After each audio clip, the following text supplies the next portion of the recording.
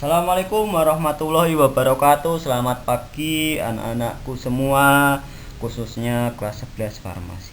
Sebelumnya Bapak mengucapkan selamat untuk kalian karena kalian sudah naik kelas dari kelas 10 menjadi kelas 11 sekarang. Nah, yang dulunya masih sedikit blur, masih sedikit males, masih sedikit kekanak-kanakan, ayo kita rubah karena kalian sudah dewasa dan sebentar lagi kalian pun akan PKL atau praktek magang di lahan. Nah, itu pun kalau nanti sudah keadaannya lebih stabil.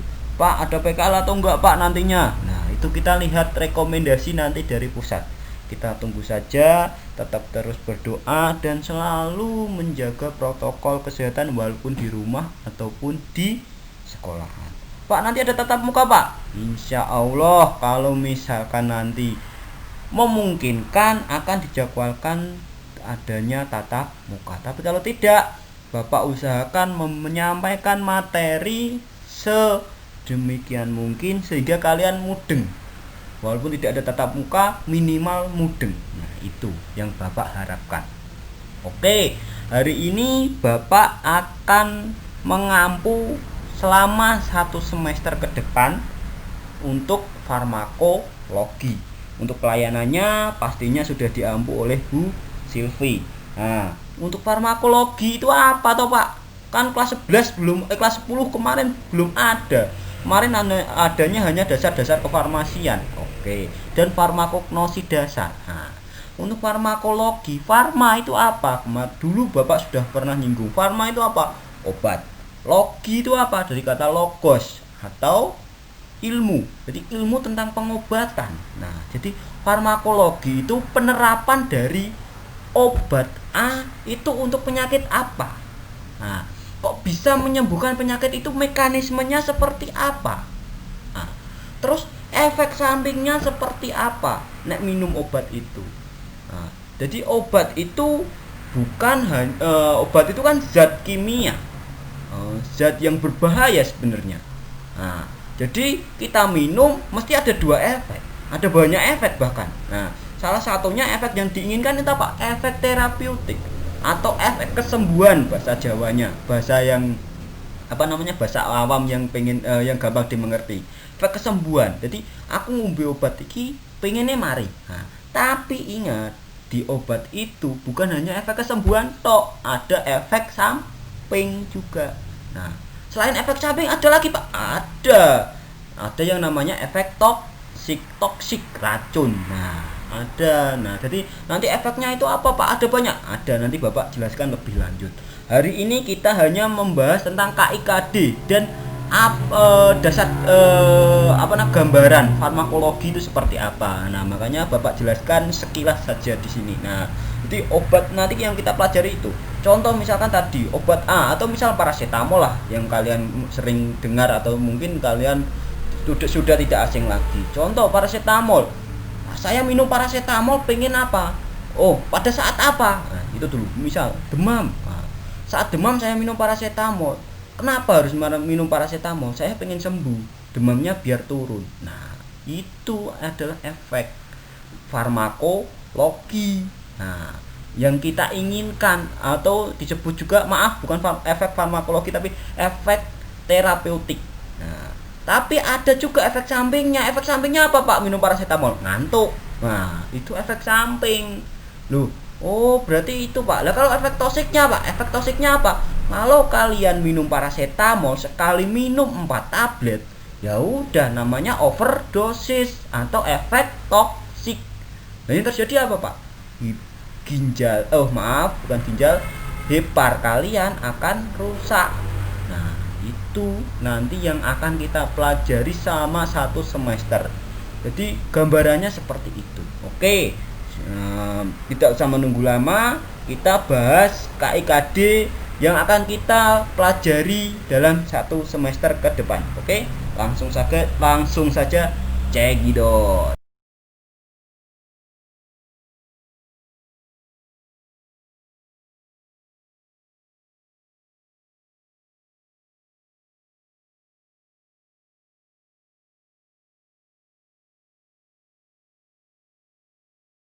Oke, langsung saja kita membahas slide berikutnya. KIKD farmakologi dalam satu semester. Nah, KIKD itu apa toh Pak? Nah, KIKD itu adalah kompetensi dasar tentang farmakologi yang harus kalian kuasai dalam satu semester. Ada apa saja? Ada 3.1 memahami anatomi fisiologi tubuh. Anatomi fisiologi tubuh itu apa Pak? Nah, anatomi, itu bagian tubuh. Nah, fisiologi fungsi. Jadi nanti kita akan membahas bagian tubuh, terutama bagian tubuh yang di dalam. Contohnya ada lambung, hati, hepar, usus. Nah, itu nanti kita akan pelajari satu persatu. Agar apa Pak? Fungsinya apa kita harus melajari itu Pak? Ya, agar kita tahu itu namanya organ apa, fungsinya apa. Nah, untuk lebih lanjutnya untuk apa lagi? Agar kita tahu, oh, obat itu harus melalui organ itu. Kenapa dia diserap di organ ini? Nah, itulah tujuan kita harus tahu anatomi dulu dan fungsinya dulu. Nah, fungsinya untuk apa? Anatominya seperti apa, sehingga kita nanti tahu, oh aku nek ngombe obat iki diserap oleh ini, nah efeknya ini. Nah, jadi kita itu harus tahu dulu anatomi fisiologi tubuh dulu. Nah, berikutnya ada apa lagi? 3.2 memahami cara pemberian obat. Mungkin untuk cara pemberian obat dulu pernah Bapak singgung kalau tidak salah. Nah, untuk pemberian obat itu ada banyak sebenarnya, tapi secara garis besar itu ada 3 yang paling terkenal. Secara oral itu apa Pak? Oral, mulut. Nah, jadi semua obat yang diberikan secara melalui mulut. Contohnya apa Pak? Ada sirup, ada puyer, ada kapsul, ada bentuk permen. Nah, pokoknya semua obat yang diberikan melalui mulut itu adalah cara pemberian obat melalui oral. Berikutnya juga ada yang namanya rektal. Rektal itu apa Pak? Maaf kata, yaitu obat yang diberikan melalui anus. Contohnya apa? Kalau kalian pernah melihat atau pernah menyaksikan, itu ada kayak peluru itu yang dimasukkan ke anus. Nah, untuk siapa? Untuk orang yang susah BAB atau susah buang air besar. Nah, itu diberikan obat itu. Nah, itu namanya pemberian obat melalui anus. Berikutnya juga ada pemberian obat melalui intravena atau bisa disingkat dengan IV. Intravena itu apa Pak? IV, intravena. Vena adalah pembuluh darah. Jadi semua obat yang diberikan melalui pembuluh darah. Nah, contohnya apa Pak? Kalau kalian pernah di rumah sakit melihat orang menjenguk orang sakit, ada infus, injeksi antibiotik. Nah, itu pemberiannya melalui intravena. Ada juga melalui intramuskular. Muskular itu apa? Muskular itu otot. Nah, yaitu contohnya apa Pak obatnya? Contohnya KB. Kalau ibu kalian yang KB tetapi tidak menggunakan pil KB tapi dengan KB suntik, itu pemberiannya melalui intramuskular. Lewat apa Pak? Maaf kata, contohnya lewat bokong. Nah, itu intramuskular. Terus ada lagi vaksin. Vaksin itu kalau kalian pernah disuntik vaksin itu melalui apa namanya? Ini bahu. Nah, itu juga intramuskular namanya. Nah, ada juga yang satu lagi intrasublingual. Nah, sublingual itu apa? Lingual itu lidah. Jadi obat yang diberikan melalui di bawah lidah.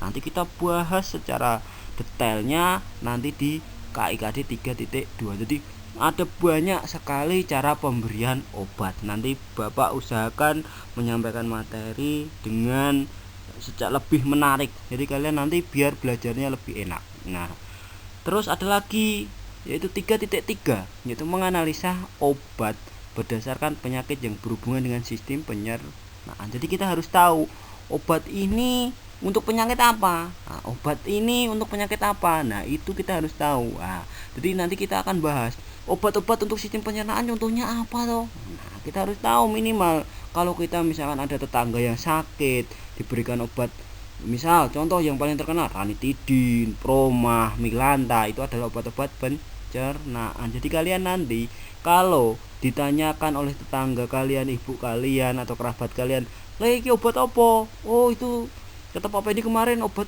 sistem pencernaan. Untuk apa? Untuk penyakit mah, untuk diare, untuk susah BAB. Nah kalian bisa tahu. Nah contohnya apa? Misal contoh obat mah tadi ada proma, milanta, ada ranitidin. Tapi kita jangan hanya hafal mereknya, tapi hafal kandungannya. Jadi itu untuk obat yang lain lagi selain obat mah, ada obat diare. Contohnya apa? Atalpugit, ada Nyudiatab, dan banyak lagi. Nanti kita akan bahas tentang sistem pencernaan, penyakit sistem pencernaan itu apa contohnya dan obatnya apa. Nah, kalau kita sudah tahu obatnya, contohnya, jadi kita juga harus tahu di KIKD 3.4 cara pemakaian obatnya untuk sistem untuk penyakit sistem pencernaan. Jadi kita harus tahu, obat iki obat jarene dokter obat emah. Cara ngombene gimana? Nah, kita harus tahu. Oh, itu ranitidin, Bu. Bener untuk emah. Cara minumnya gimana? Sebelum makan. Nah, kalau misalkan sirup milanta, loh, iki cara minumnya gimana? Oh, satu obat mah yang bentuknya sirup itu lebih efektif 1 jam sebelum makan. Nah, itu nanti kita akan bahas bagaimana cara minumnya, yang tepat itu lebih baik kapan. Misalkan diberikan S1DD1. Nah, S1DD1 itu apa? Berarti sehari 1 kali. Nah, kalau sehari 1 kali itu kita harus mikir sehari 1 kali itu diminum pagi kah, siang kah, malam kah. Nah kita harus tahu, oh obat ini, oh itu lebih baik pagi. Kenapa? Karena ini obat ini lebih baik malam. Karena apa? Karena ini. Nah kita nanti akan mempelajari lebih jauhnya nanti di KIKD 3.4. Nah berikutnya ada KIKD 3.5.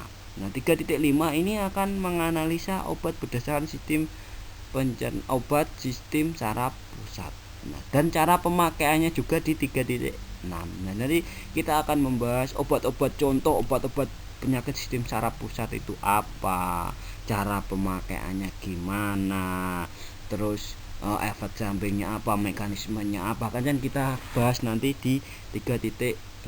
Nah, dari ini ada lagi yang nanti belum Bapak tulis, yaitu KIKD 3.7 dan 3.8, yaitu menganalisis obat berdasarkan sistem sistem penyakit sistem saraf otonom. Jadi ada saraf pusat, ada saraf otonom. Nanti kita bahas lagi lebih lanjut jika waktunya memungkinkan. Nah, jadi untuk KIKD 3.1 sampai 3.4 mungkin itu sebelum mid semester, dan KIKD selanjutnya itu setelah mid semester. Pak, nanti ada PKL atau enggak, Pak? Ada prakrin enggak, Pak? Nanti kita melihat menyesuaikan saja. Karena kalau di semester seharusnya prakrin kalian itu di semester 2. Tapi kalau kita melihat kondisi seperti ini, sepertinya itu tidak memungkinkan. Mungkin nanti prakrin kalian ada di semester 1 awal untuk kelas 3. Ya, tetap kita terus berdoa agar apa? Agar wabah ini cepat selesai, kita terhindar dari wabah ini, sehingga kita bisa menjalani kehidupan secara normal lagi. Terus berdoa, terus berusaha, dan terus berbuat baik. Jangan lupa yang muslim sholatnya jangan sampai ditinggalkan. Kenapa? Karena itu adalah kewajiban. Oke, cukup sekian dari Bapak. Terima kasih.